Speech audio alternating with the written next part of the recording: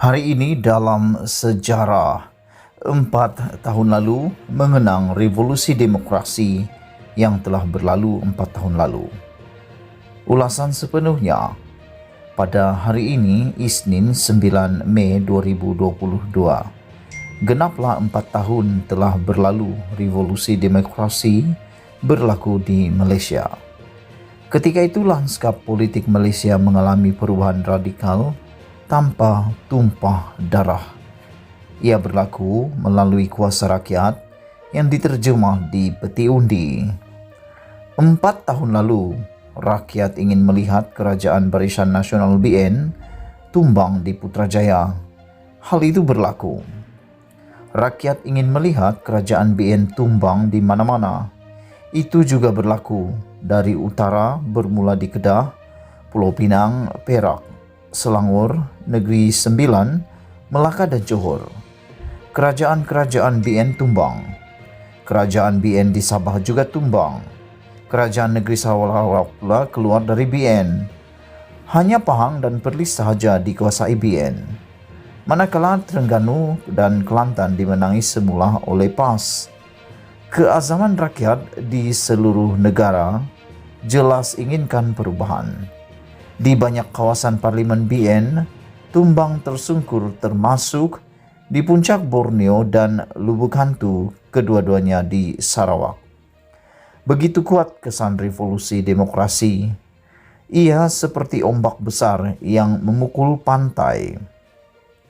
Rakyat menyambut kemenangan pilihan raya ke-14 PRU 14 pada 9 Mei 2018 bagaikan mengecapi suatu kemerdekaan nasional dari belenggu kuasa kuku besi yang mencengkam selama ini.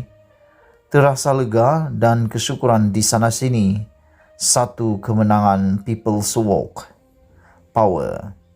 Pada pilihan raya umum ke-14 yang lalu, rakyat ingin melihat jika BN tumbang maka Anwar Ibrahim akan dibebaskan dari penjara.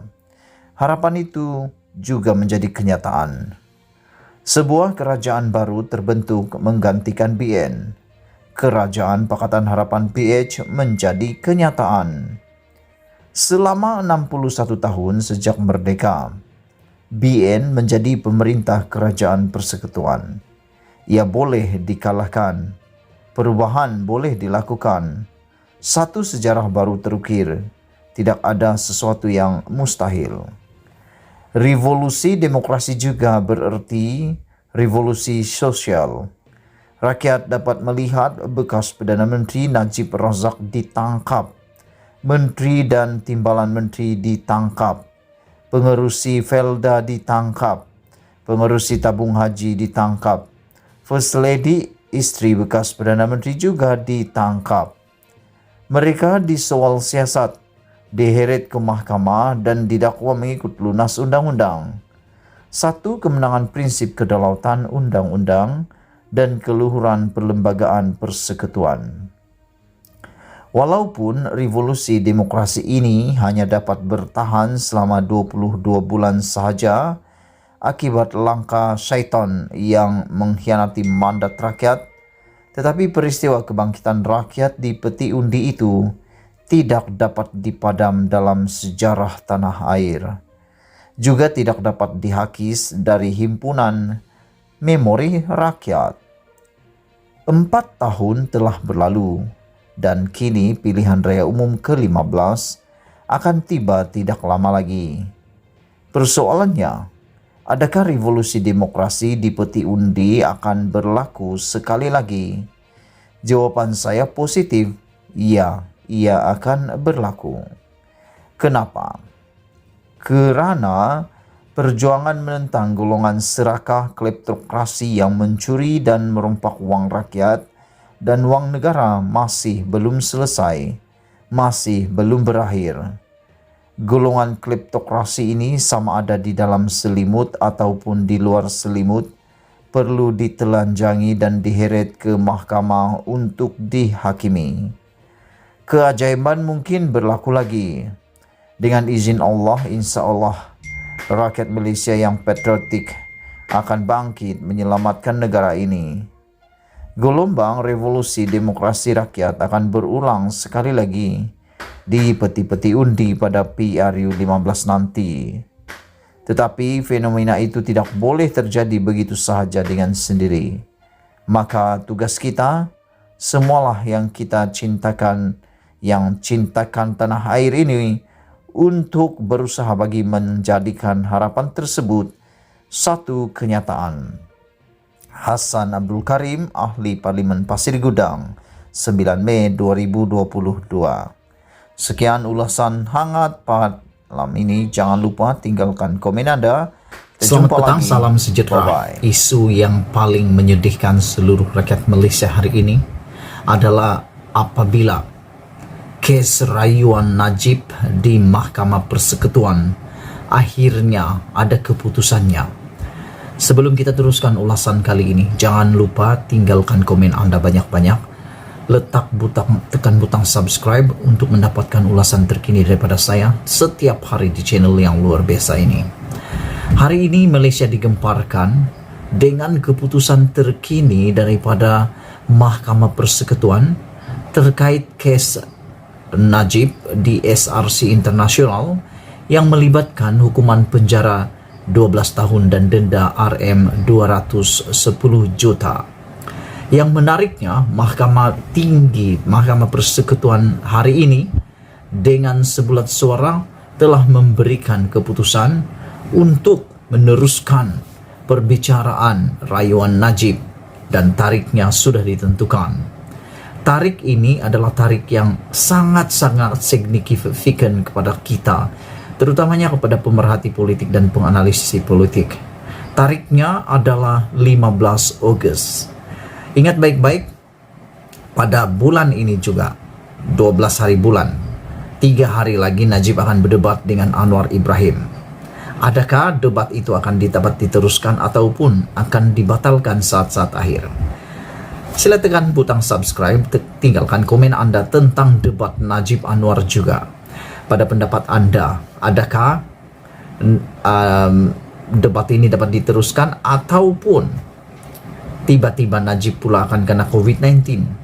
Seperti seorang ahli parlimen daripada Melaka meramalkan bahawa saat-saat akhir debat Anwar Najib mungkin akan dibatalkan. Salah satu sebabnya beliau mengatakan, ahli parlimen Melaka ini mengatakan bahawa mungkin Najib akan positif COVID-19 dan perlu dikuarantin di rumah kerana 11 hari bulan Mei ini akan ada hari ulang tahun UMNO dan ramai-ramailah orang nak kat sana. Jadi mungkin akan ada jangkitan. Tak tahulah. Dan ada juga yang mengatakan mungkin Sapura Energi Berhad akan membuat saman pemula supaya debat itu tidak dapat diteruskan, dan masalah sebenar Sapura Energi Berhad tidak boleh didebatkan secara terbuka menurut Sahbudin.com. Hari ini kita nak cerita pula tentang nasib perjuangan Najib. Adakah Najib akan terhenti seluruh hidupnya, terhenti di penjara pada 15 Ogos ini? Kerana Mahkamah Persekutuan hari ini dengan sah dan rasmi mengumumkan pendengaran rayuan akhir Najib adalah pada 15 Ogos ini. Persoalan dan ulasan kita hari ini bukan sekadar tentang berjayakah Najib lepaskan diri daripada tuduhan hukuman 12 tahun dan penjara itu dan denda RM210 juta itu, ataupun ulasan kita yang seterusnya adalah sejauh manakah Najib sempat menyelamatkan diri. Kerana seperti yang kita tahu, telah dipersetujui bahawa parlimen dan parlimen tidak akan dibubarkan sehingga MOU antara PH dan Ismail Sabri tamat pada bulan Julai ini. Kalau parlimen benar-benar dibubarkan pada bulan Julai, dan tidak pastilah pertengahan ke awal atau sebagainya, mengikut yang saya tahu, pilihan raya akan diadakan selepas kempen pilihan raya. Bermaksud, saya fikir Najib tidak akan sempat melakukan apa-apa lagi. Pilihan raya PRU 15 tak perlulah dipercepatkan lagi. Kerana nak dipercepatkan pun memang tiada gunanya lagi. Sebab apakah lagi guna PRU dipercepatkan sekiranya kes Najib ini sudah ada keputusannya. Kes Najib ini telah mencapai kata putus terakhir 15 Ogos ini. Adakah Anda berpendapat bahwa Najib akan sempat untuk menyelamatkan diri, dan adakah Najib akan menang di dalam pilihan raya lagi? Saya pikir kalaupun Najib menang, sukar untuk beliau. Kalau dipercepatkan lagi susahlah Najib. Lebih baik selesai dulu kes ini dan kita doakan Najib terlepas daripada hukumannya dan Najib bebas sudah, dia boleh bertanding. Tapi kalau tidak, kalau diawalkan, persoalan yang lebih besar timbul. Bolehkah Najib dicalonkan? Adakah Najib akan dicalonkan? Dan kalau Najib dicalonkan, tiba-tiba pula dia kalah di dalam kes keputusan Mahkamah SRC Internasional di Mahkamah Persekutuan, bermaksud Najib hanya mampu menyandang jawatan ahli parlimen pekan dalam masa beberapa hari sahaja. Kalau bulan Julai pilihan raya, bermaksud kalaulah tiba-tiba Najib kalah, dia hanya mampu memegang jawatan itu hanya beberapa hari sahaja. Mahkamah Persekutuan hari ini dengan rasminya menetapkan 10 hari. Mulai daripada 15 Ogos untuk mendengar rayuan akhir Datuk Seri Najib Tun Razak bagi mengedepikan sabitan dan hukuman penjara dalam kes penyelewengan RM42 juta dan dana SRC Internasional Sdn Bhd. Perkara ini dimaklumkan sendiri melalui surat bertarikh 29 April yang disediakan kepada media ditandatangani oleh Timbalan Pendaftar Mahkamah Persekutuan Hafizullah Omar Majsaleh yang memaklumkan tarikh bagi mendengar rayuan bekas Perdana Menteri itu ialah pada 15 hingga 19 Ogos dan 22 hingga 26 Ogos. Menurut surat itu, kedua-dua pihak pembelaan dan pendakwaan turut diarahkan mengemukakan hujahan bertulis sebelum 31 Julai. Pada 25 April yang lepas, Najib telah mengemukakan 94 alasan dalam petisyen rayuannya mengenai mengapa beliau harus dibebaskan daripada tuduhan menyeleweng RM42 juta dalam dana SRC Internasional Sdn Bhd. Antara alasan yang dibangkitkan dalam petisyen itu ialah Mahkamah Rayuan telah tersilap dalam fakta dan atau undang-undang dalam mengesahkan dapatan Mahkamah Tinggi bahwa pihak pendakwaan telah membuktikan kes prima facie terhadap perayu Najib atas kesemua 7 pertuduhan dan memanggilnya untuk membela diri. Pada 8 Disember 2021, Mahkamah Rayuan mengekalkan sabitan Najib dan hukuman penjara 12 tahun serta denda RM210 juta yang dijatuhkan ke atas Najib kerana menyeleweng RM42 juta dana SRC Internasional.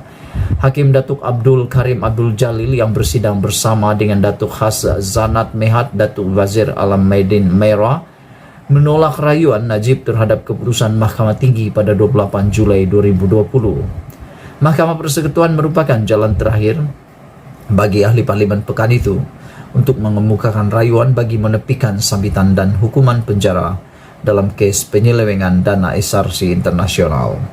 Sekian dulu untuk kali ini. Jangan lupa tinggalkan komen Anda, tekan butang subscribe supaya Anda mendapatkan ulasan-ulasan terkini dan setiap hari daripada channel ini. Tinggalkan komen Anda, tekan butang subscribe dan share video ini untuk kita semua. Malaysia kita punya, kita juga sama-sama cintai Malaysiaku. Kita jumpa lagi. Bye-bye.